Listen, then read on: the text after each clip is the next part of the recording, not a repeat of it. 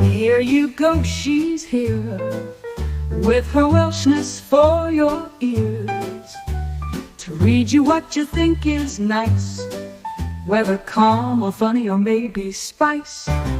Her dog by her side calling cooches down, and Poppy, her old cat, curls up all round. In the evening, in the daytime, Welsh Lady reads to you anytime.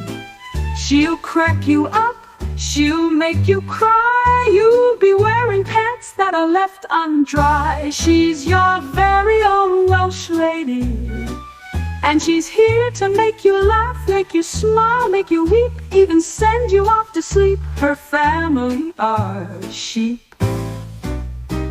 Oh, she's Welsh Lady Reads. Yes, she's Welsh Lady Reads. You know you mean so much to her. She tells you in her comments here. She may sometimes struggle, she may fight, but chat is who gives her her might.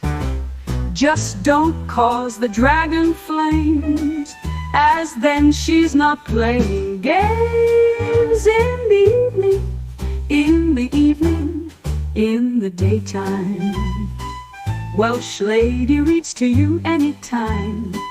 She'll crack you up, she'll make you cry, you'll be wearing pants that are left undry. She's your very own Welsh Lady, and she's here to make you laugh, make you smile, make you weep, even send you off to sleep. Her family are sheep. Oh, she's Welsh Lady Reads. Yes, she's Welsh Lady Reads. You know you mean so much to her. She tells you in her comments here. She may sometimes struggle, she may fight, but chat is who gives her her might. Just don't cause the dragon flames, as then she's not playing games. In the evening, in the evening, in the daytime, Welsh Lady reads to you anytime. She'll crack you up, she'll make you cry, you'll be wearing pants that are left undry. She's your very own Welsh Lady, and she's here to make you laugh, make you smile, make you weep, even send you off to sleep. Her family are sheep. Oh, she's Welsh Lady Reads. Yes, she's Welsh Lady Reads. Oh, she's your Welsh Lady Reads.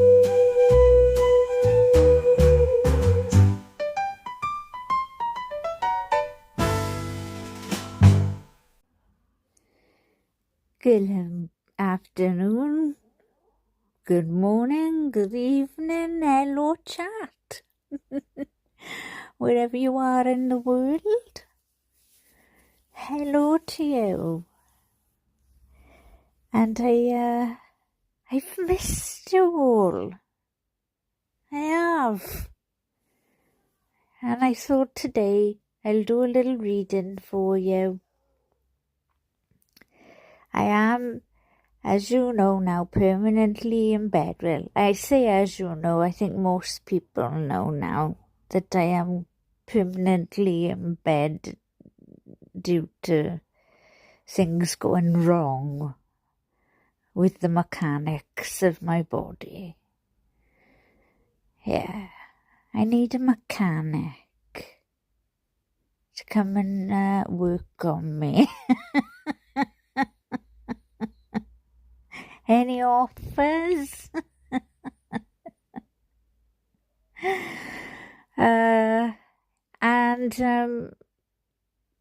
Yeah, so I thought I'll try and read today. I'm not in as much pain, so and that's kind of why I have been not reading as much. But I'm not in as much pain today, So I thought I'd read you some Welsh folklore. We've done one of them for a little while. So this one is called The Drowning of the Bottom 100. Now, I have no clue. I've never read this, so there'll be words in here that I don't even know what they mean. Just being honest. But usually it gives me a little bit of translation.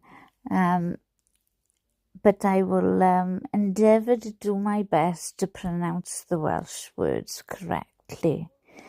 And so, whilst I got a bit of time now and a bit of peace, and the pet Poppy's asleep on the pillow and Colin's under the blanket, and my daughter's playing some Xbox game with a friend, I got a bit of peace. So, let's get into it. Gosh, I've missed you all. I really have. I see your names and I'm like, oh, I miss you.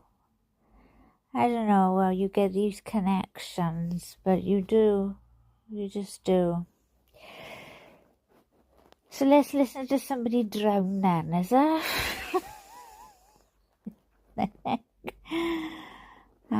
The Drowning of the Bottom 100. The beginning of the 6th century, Gwyddno Garanhir was king of Ceredigion. The most valuable portion of his dominions was the great plain of the Bottom 100, a vast tract of level land stretching along that part of the sea coast which now belongs to the counties of Merioneth and Cardigan. That's right, we got a county called Cardigan. It's not like a pullover, jumper. This district was populous and fertile. It contained 16 fortified towns, superior to all the towns and cities of the Cymru of Wales, excepting Caerleon upon Usk, which is now Caerleon, and Usk contained also one of the 3 privileged ports of the Isle of Britain, which was called the Port of Gwyddno, and had been known to the, I'm going to pronounce this wrong now, Phoenicians and the Carthaginians. Sorry, new words. They visited the island for metal in the dim dawn of history. His lowland country was below the level of the sea, and the people of the Bottom 100 had in very early times built an embankment on a massive stone to protect it from the encroachment of that hungry element. The stony rampart had withstood the shock of the waves from centuries when Gwyddno began his reign. Watchtowers were erected along the embankment, and watchmen were appointed to guard against the first approaches of damage or decay. The whole of these towers and their companies of guards were ruled by a central castle, which commanded the seaport already mentioned, and wherein dwelt Prince Scythanen, the son of Scythan Lady, who held the office of Lord High Commissioner of the Royal Embankment. So Scythanen was one of the 3 immortal drunkards of the Isle of Britain. He left the embankment to his deputies, who left it to their assistants, who left it to itself. Well, you weren't very good at looking after it, was you? Okay. One only was there who did his duty. He was Teithrin, the son of Tathrol, who had the charge of a watchtower where the embankment ended at the point of Mocras in the highland of Ardudu. I can't say. Hang on. Ardudwe. Teithrin kept this portion of the embankment in good condition and paced with daily care the limits of his charge. One day he happened to stray beyond them, and he observed signs of neglect that filled him with dismay. This induced him to proceed till his wanderings brought him to the embankment southern end, and in the highland of the Ceredigion he met with abundant hospitality at the towers of his colleagues and at the castle of Scythanen. He was supposed to be walking for his amusement. He was asked no questions, and he carefully abstained from asking any. He examined and observed in silence, and when he had completed his observations, he hastened to Gwyddelno's palace. It had been built of choice slate stone on the rocky banks of Mordach, just above the point where it entered the plain of the Bottom 100, and in it, among green woods and sparkling waters, Garanihir lived in festal munificence. Oh gosh, that's a big word. Munificence.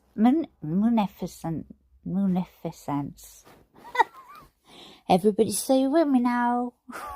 Munificence. On his arrival, he was informed by the porter that the knife in the meat and the drink in the horn, there was a revelry in the great hall, and none might enter therein but the son of a king of a privileged country, or a craftsman bringing his craft. The feast was to last so many days that Teithrin despaired of delivering his message and went in search of the king's son, Elphin. The young prince was fishing in the Modoch at a spot where the river, having quitted its native mountains and not yet entered the plain, ran in alternate streams and pools sparkling through a pastoral valley. He sat under an ancient ash enjoying the calm brightness of an autumnal noon and the melody and beauty of the flying stream on which the shifting sunbeams fell checkering through the leaves. The monotonous music of the river and the profound stillness of the air had all but sent Elfin to sleep. He was startled into attention by a sudden rush of the wind through the trees, and he heard, or seemed to hear, in the gust that hurried him by the words, "Beware of the oppression of when who do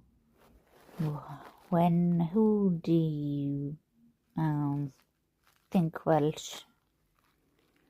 When who do. Yeah, that would be right. Say it with me. When who do. The gust was momentary.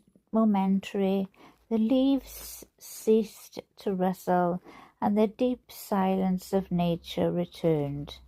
Now, Gwen Hoody. That's why it wasn't sounding right. It's a Gwen Hoody. It's a picture with a G in it. Silly me. Now Gwen Hoody is the mermaid shepherdess of the ocean. The waves are her sheep, or my family. And each ninth wave, which is always greater than the rest, is called her ram. It was not the first time that the kingly house of Ceredigion had been warned against her oppression. Gwyddno had often heard the same mysterious words, borne on the breeze. They had so haunted his memory and imagination that he had ceased to go down to the sea in ships, and dwelt inland, avoiding as far as he could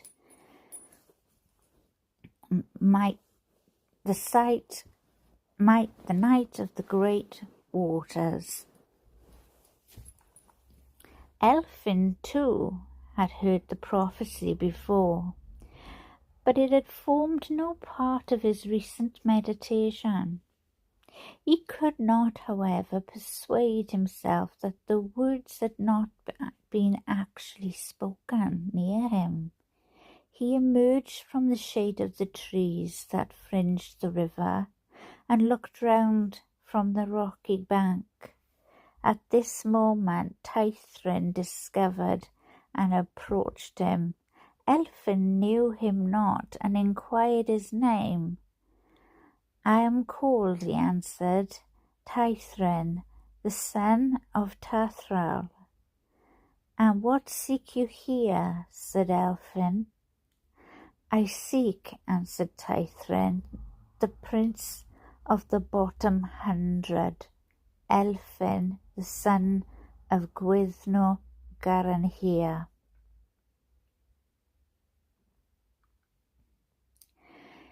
"You spoke," said Elfin, "as you approached." "Nay," said Taithrin, "I spoke never a word." "Surely you did," said Elfin. "You repeated the words, 'Beware of the oppression of Gwen. I still can't say it, and I practiced. Gwen Hoody. Do you know it's spelled chart, right? Gwen, Gwen, and same word, Hudiw, which would be Hoody, Gwen Hoody, Gwen Hoody, Hoody Hoo. Let me see if I can it can stay in my mind there. Beware of the oppression of Gwen Hoody.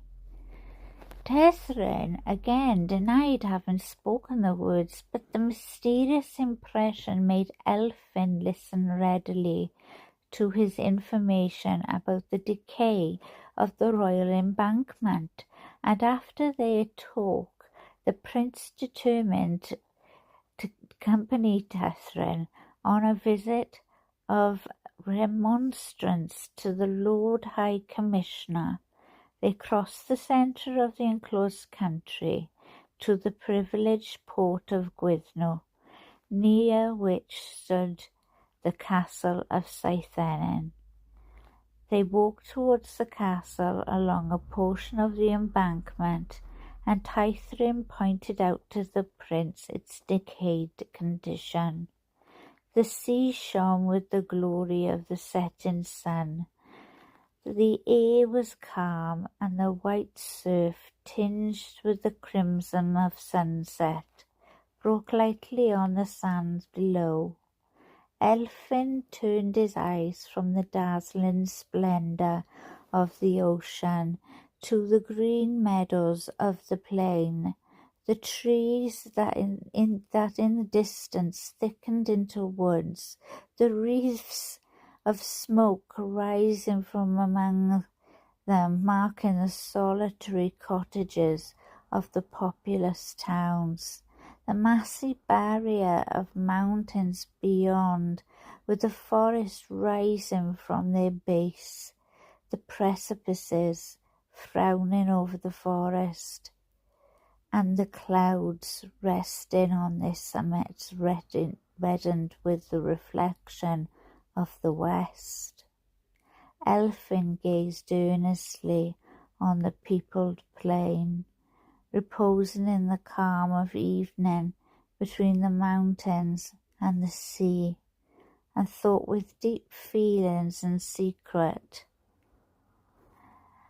pain how much of life and human happiness were entrusted to the ruinous mound on which he stood. The sun had sunk beneath the waves when they reached the castle of Seithenyn. The sound of the harp and the song saluted them as they approached it. As they entered the great hall, which was already blazing with torchlight, they found the whole household roaring the praises of the blue buffalo horn. Fill high the blue horn, the blue buffalo horn. Fill high the long silver-rimmed buffalo horn, while the roof of the hall by our chorus is torn. Fill, fill to the brim the deep silver-rimmed horn. Elphin and Taithrin stood some time on the floor of the hall before they attracted the attention of Seithenyn, who during the chorus was tossing and flourishing his golden goblet.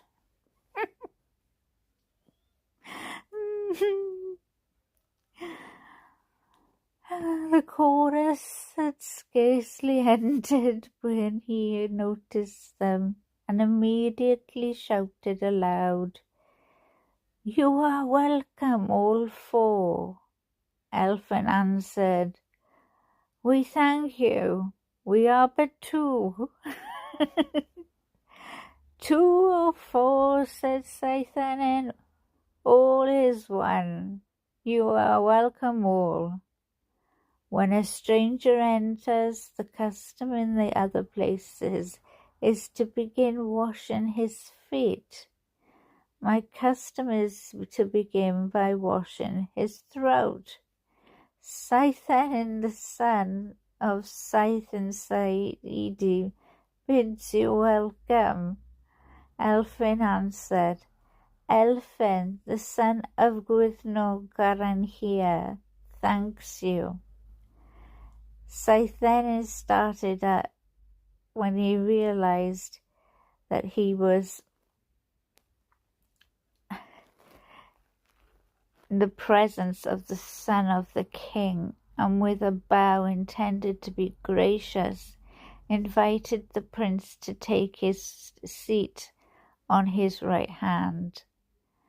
Taithrin remained at the end of the hall, on which Saithanen shouted to him, "Come on, man, come on and sit and drink," and motioned him to seat himself next to Elphin. "Prince Saithanen," said Elphin, "I have visited you on a subject of deep moment.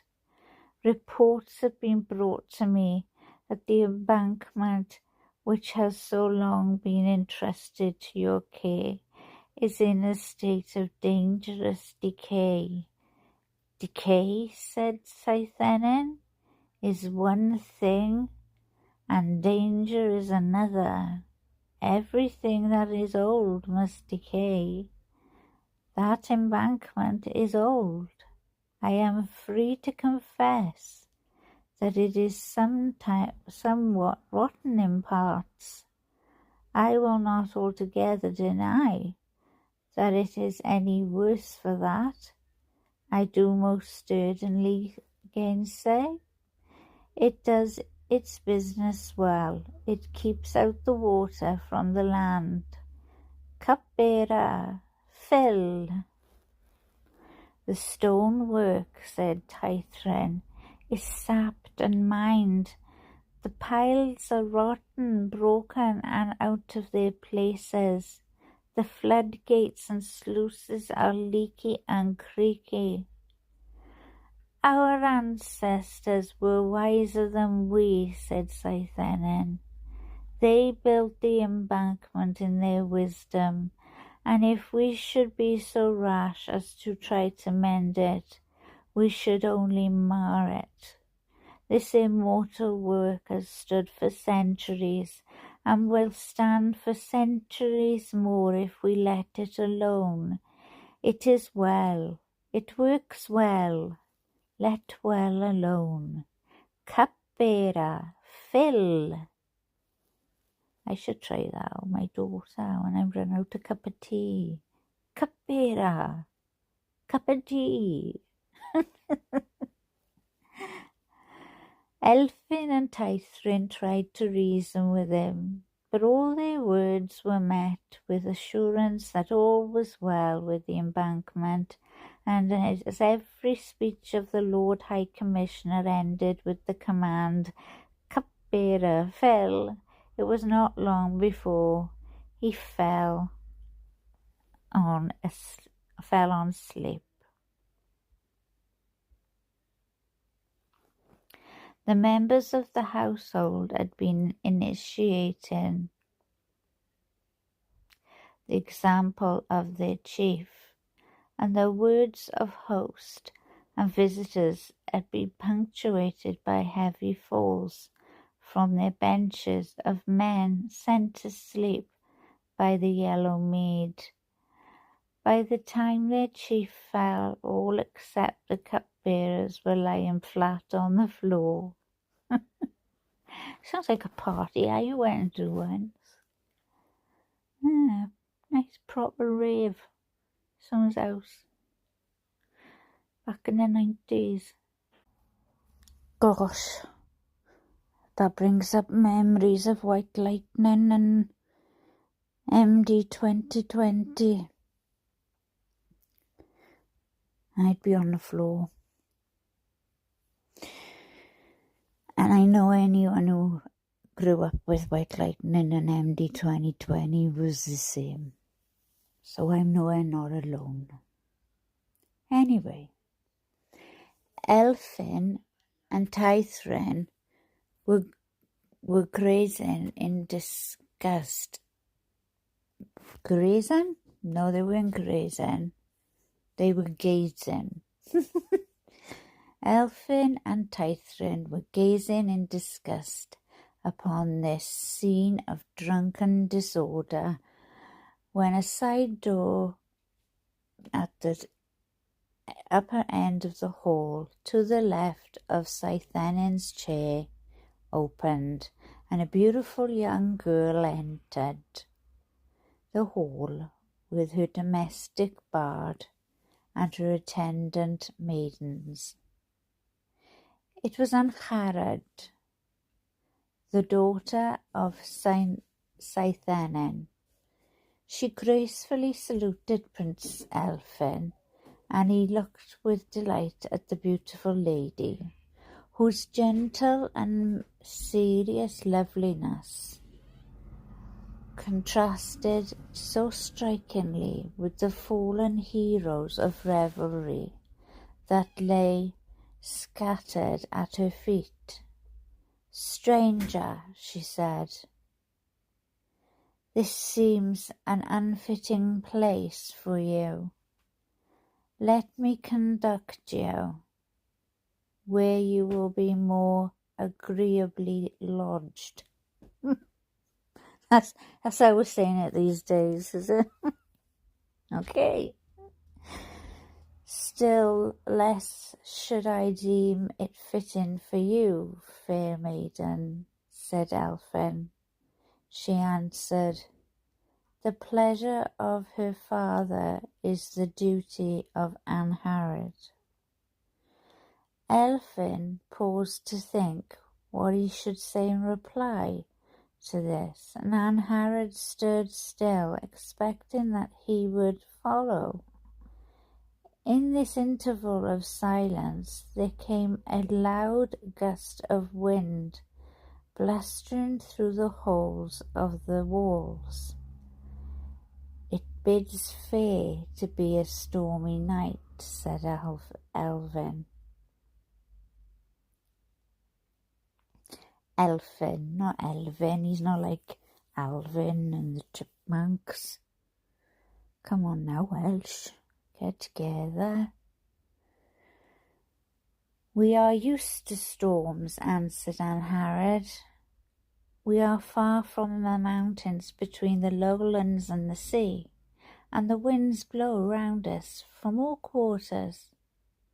There was another pause of deep silence. Then there came another gust of wind, pealing like thunder through the holes. Amidst the fallen and sleeping revellers, the confused and littered hall, the low and wavering torches, Angharad, lovely always, shone with a single and surpassing loveliness. Do you know what? I say my lovelies all the time. It's just to say hello, my lovely. How are you, my lovely? As you probably know. But I never knew that it went back this far. Loveliness. It's nice to know. The gust died away in murmurs and swelled again into thunder and died away in murmurs again.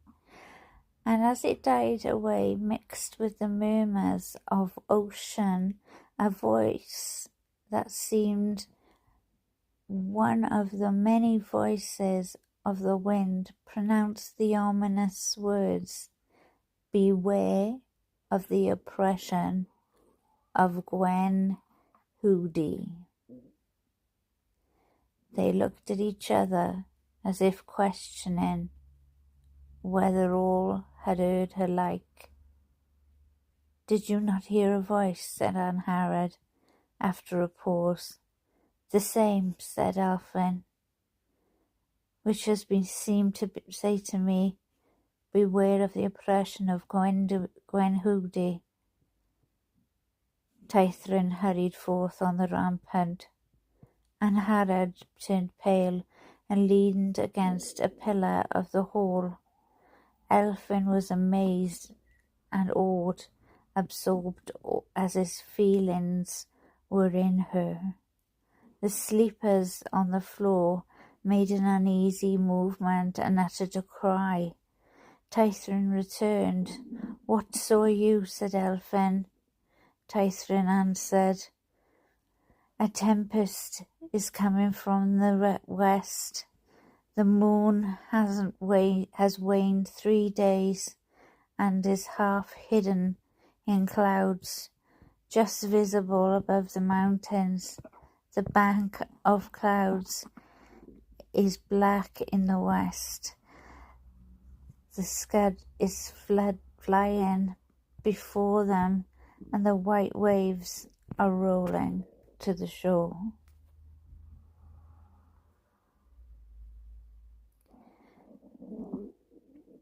This is the highest of spring tides, said Angharad,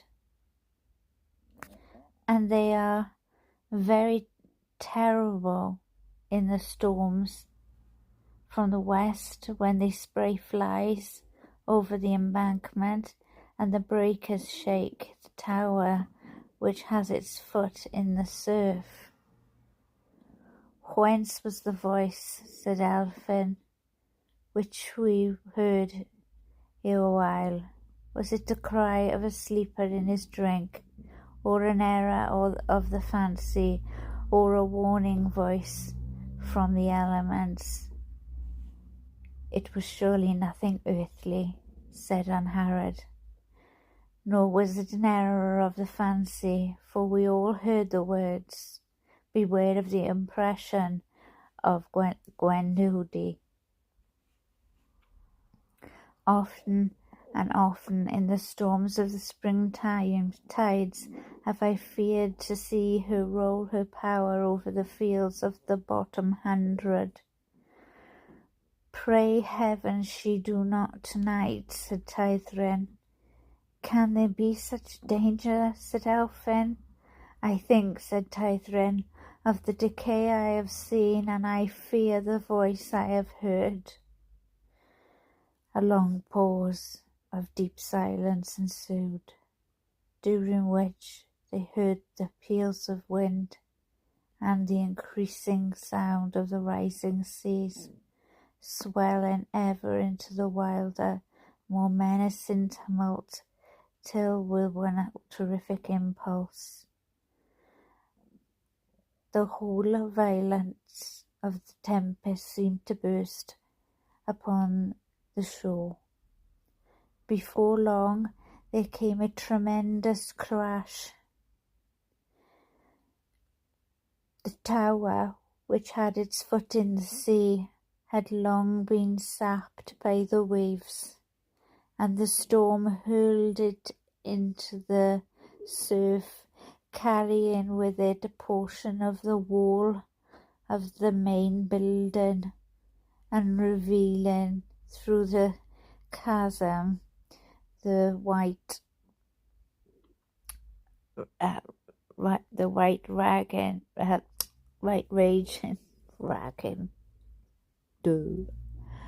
raging of the breakers beneath the blackness of the midnight storm.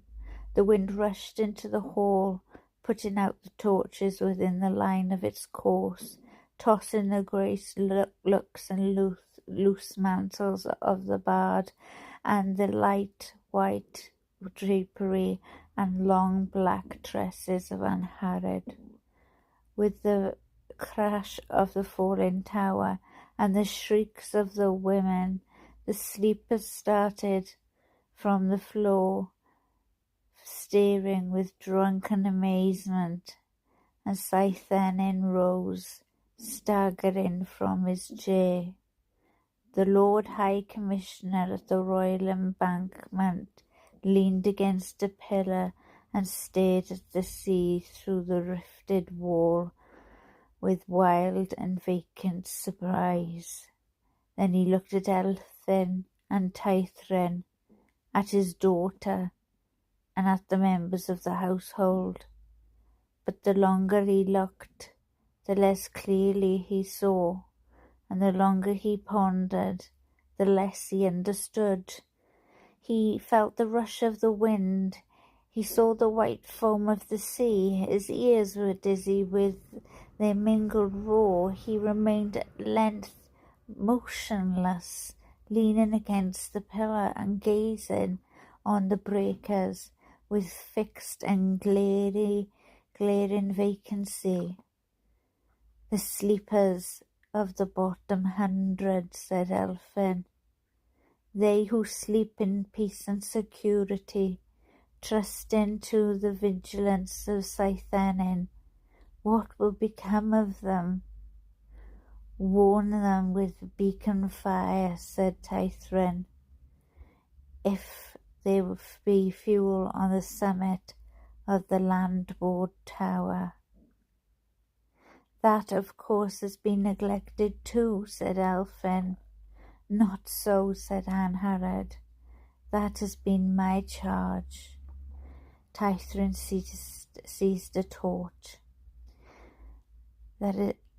and ascended to the eastern tower, and in a few minutes the party in the hall beheld the breakers reddening with the reflected fire, and deeper and yet deeper crimson tinging the whirling foam and sheeting the massive darkness of the bursting waves. An unusual tumult mingled with the roar of the waves. Tithrin rushed into the hall, exclaiming, "All is over, the mound is broken, and the spring tide is rolling through the breach."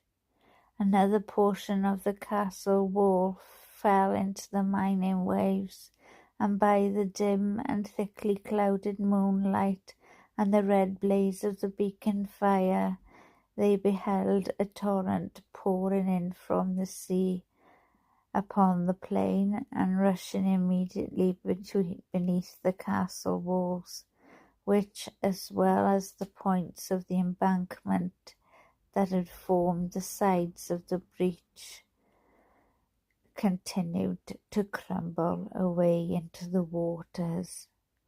"Who has done this?" shouted Scythanen. "Show me the enemy." "There is no enemy but the sea," said Elfin, "to which you in your drunken madness have abandoned the land. Think, if you can think, of what is passing in the plain. The storm drowns the cries of your victims, but the curses of the perishing are upon you." "Show me my enemy," shouted Scythanen, drawing his sword furiously and flourishing it over his head. "There is no enemy but the sea," said Elfin, "against which your sword avails not." "Who dares to say so?" said Scythanen. "Who dares to say there is an enemy on earth against whom the sword of Scythanen is unveiling? Thus I prove the falsehood." And springing suddenly forward, he leaped into the torrent, flourishing his sword as he descended.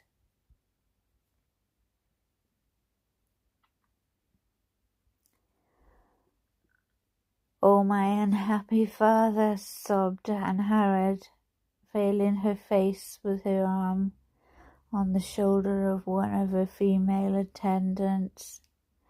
"We must quit the castle," said Tithrin, "or we shall be buried in its ruins. We have but one path of safety along the summit of the embankment, if there be not another breach between us and the highland, and if we can keep our footing in this storm. But let us go. The walls are melting away like snow."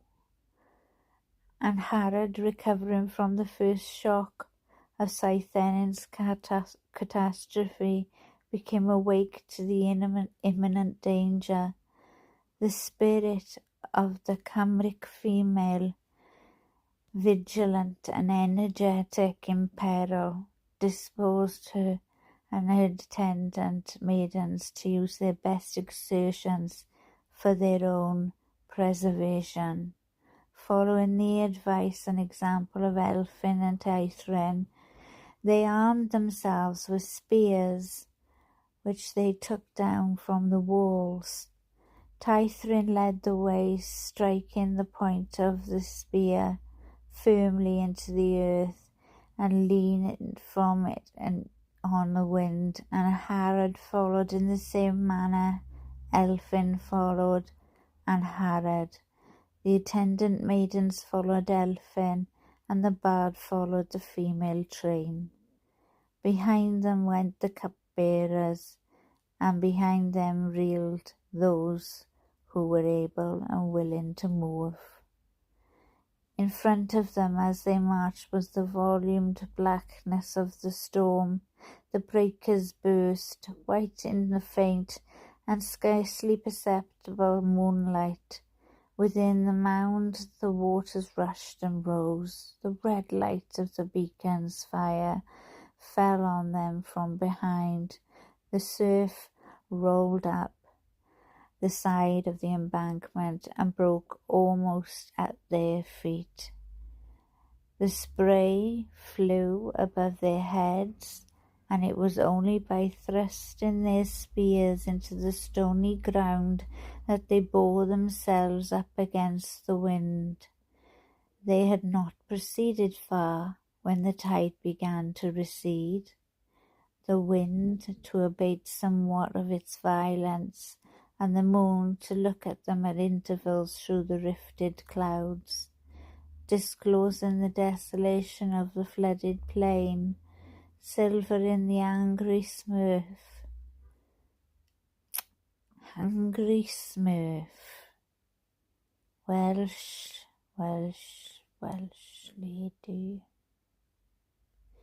There's no M in surf.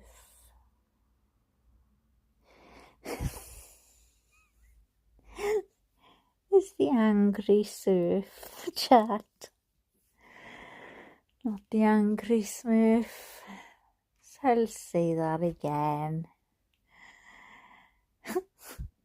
Disclosing the desolation of the flooded plain, silver in the angry surf, gleaming on the distant mountains, and revealing a lengthened prospect of their solitary path that lay in its irregular line like a ribbon on the deep.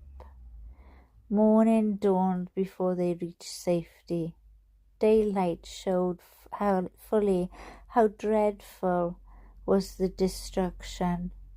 The foaming waves were covering the fertile plains, which had been the habitation and support of a flourishing population. Of the inhabitants, only the party led by Tithrin from Scythen's castle, and a few who saw the beacon fire in time to run to the highlands of Ardudwy and Eiri, which is Snowdonia, escaped destruction.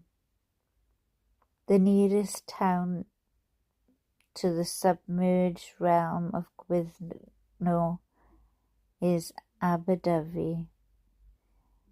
If you stand on the beach there, you will sometimes bear in the long twilight evening chimes and peals of bells, sometimes near, sometimes distant, sounding low and sweet like a call to prayer, or as rejoicing for a victory.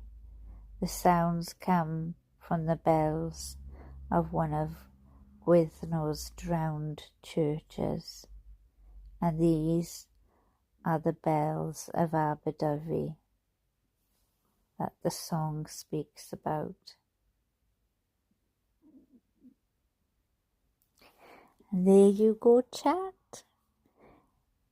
If you want to listen to the song of the bells of Aberdyfi, spelled Aberdovey,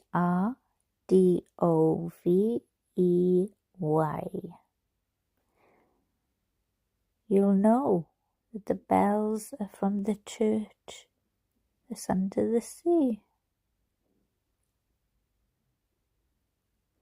Well, I enjoyed that chat. I enjoyed talking to you about how basically if you get drunk and you don't take care of your business, It's just gonna go to pieces.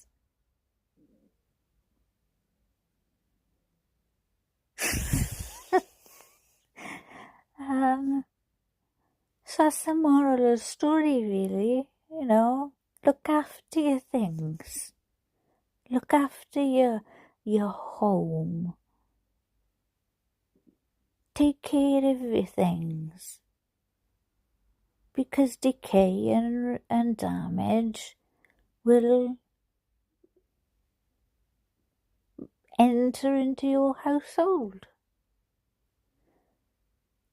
And if you continue to leave it and get a bit smashed like, and some MD 2020, and trying to see if you can recreate a 90s rave, then it's just going to get worse. And your house might fall down.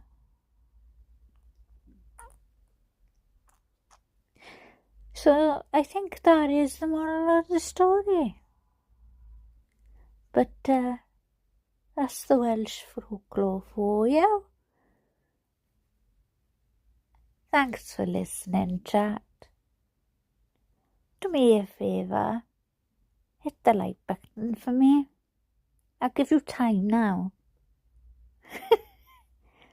I'm going to count like to 10 or something in my head and see if I can get those likes up. And if you're new here, welcome. I'm glad to have you here. This is my home, and I like to think that we're all huddled up together with a nice little cosy fire and a cup of tea and our blankets and our pets, our little fur babies, all sat round together, and we're just all having a nice story in a nice dimmed room. All just having a laugh, listening to a story that's either like this or it could be something else. You never know what I'm about to read next. So, welcome. Hit the subscribe button and get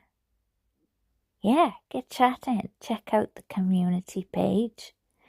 I always try and write on that. And I'll look forward to reading to you again soon, chat. Missed you. I really have. Okay. Now go put that kettle on. Alright? Ta-da!